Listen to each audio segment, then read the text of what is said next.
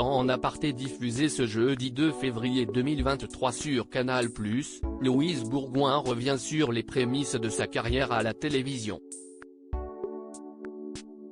Elle explique notamment pourquoi elle a changé de prénom.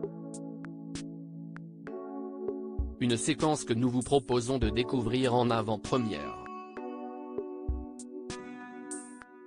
Louise Bourgoin ne s'appelle pas Louise. Ce jeudi 2 février 2023, l'ancienne dame météo du Grand Journal est l'invitée de Nathalie Lévy dans En aparté. Dans ce programme diffusé en clair, la célébrité est placée seule dans une pièce à l'ambiance chaleureuse. Elle est confrontée aux questions de la célèbre journaliste, elle aussi absente du plateau. Dans une séquence que Télé Loisirs vous propose de découvrir en avant-première, la comédienne, dont le véritable prénom est Ariane Bourgoin, explique les raisons qui l'ont poussée à devenir Louise.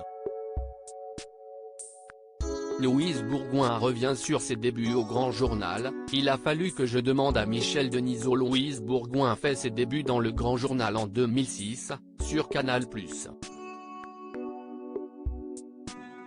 Or, à cette époque, Ariane Massonnet partage le plateau avec Michel Denisot.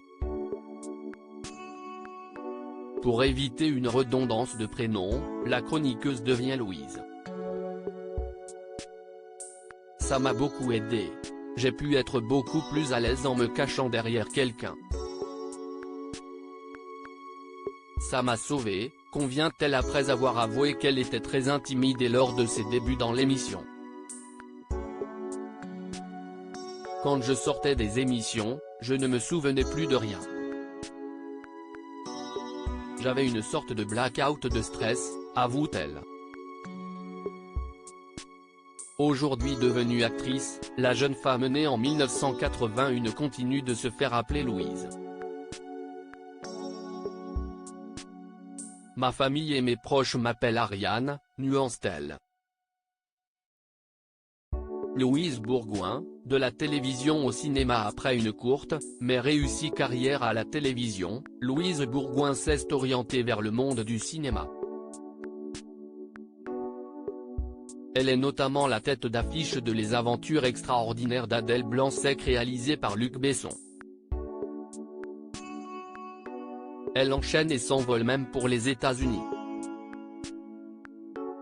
Elle revient en 2017 et se lance dans la comédie romantique. Elle partage notamment l'affiche avec Gilles Lelouch, l'Obélix de Guillaume Canet, dans le film Sous le même toit. Dans d'autres films du même genre, elle donne la réplique à d'autres comédiens renommés en France comme Arnaud Ducret dans Les Dents, Pipi et Oli, ou Stéphane de Groot dans L'un dans l'autre.